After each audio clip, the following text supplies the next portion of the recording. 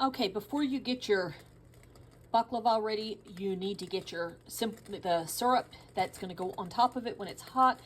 About 3/4 cup water, about between 1/4 to 1/2 cup of sugar, and then about 1/2 cup of honey. And I am just eyeballing it. Might be more like 2/3 cup. I don't know exactly. And then a couple teaspoons of lemon juice. And you're going to get that and bring it up to a boil. And then let it cool while you're getting your baklava ready. So just to be clear, this is a little syrup. You don't really have to do much cooking. You want to make sure all the sugar and the honey is dissolved well into the water. Again, a couple teaspoons of lemon juice, or you can use some fresh orange juice. I guess you could even do lime. It just cuts the sweetness just a little bit. This is a very sweet dessert with the honey and everything. So you don't want it just so overpowering sweet that you can't stand it.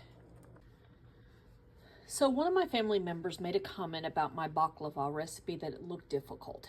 And I didn't want anything to look difficult because when I'm gone, I want my grandkids to be able to make these things. So I've decided to make the baklava a little different this time. These you can get at the grocery store. They're in the freezer section, kind of by where the pie crusts are.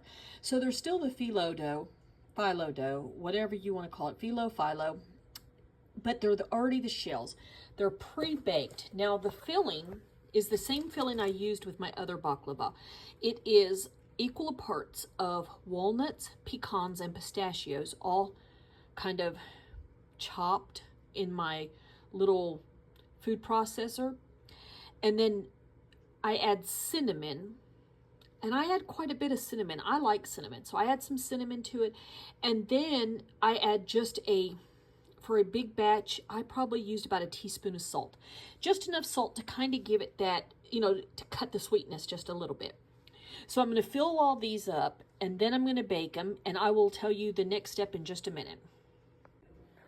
Okay, so what I forgot to say, in the nut mixture with the cinnamon and the nuts, I also ground up a few Zwieback cookies. It's a real mild kind of cookie. I know babies chew on it a lot.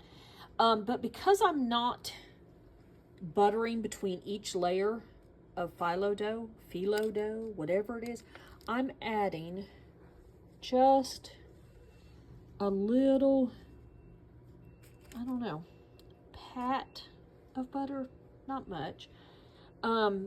This is 60 of these little shells with the nut mixture, and I have cut 1 stick of butter into 60 about even pieces, pretty even. And I'm putting it on top just so that it has that good buttery flavor, and everybody knows me. Butter makes everything better. Oops, that was a terrible video. So you can see I'm putting just a little pat of butter on each one.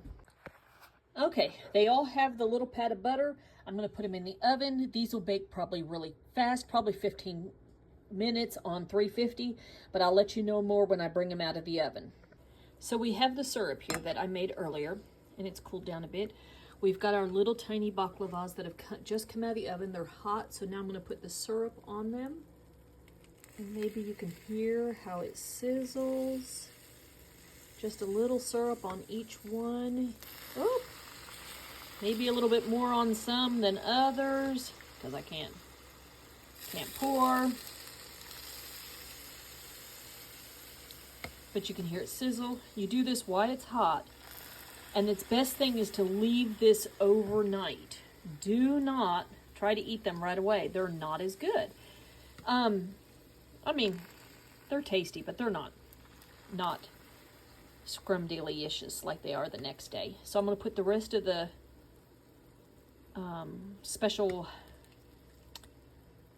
simple syrup kind of mixture I made. Well, not kind of simple. Well, yeah, kind of a simple honey syrup that you use on baklava. I'm going to do that, and then I will let these rest until tomorrow for a get-together, and then hopefully y'all will enjoy this, and maybe it's a little easier than the other baklava.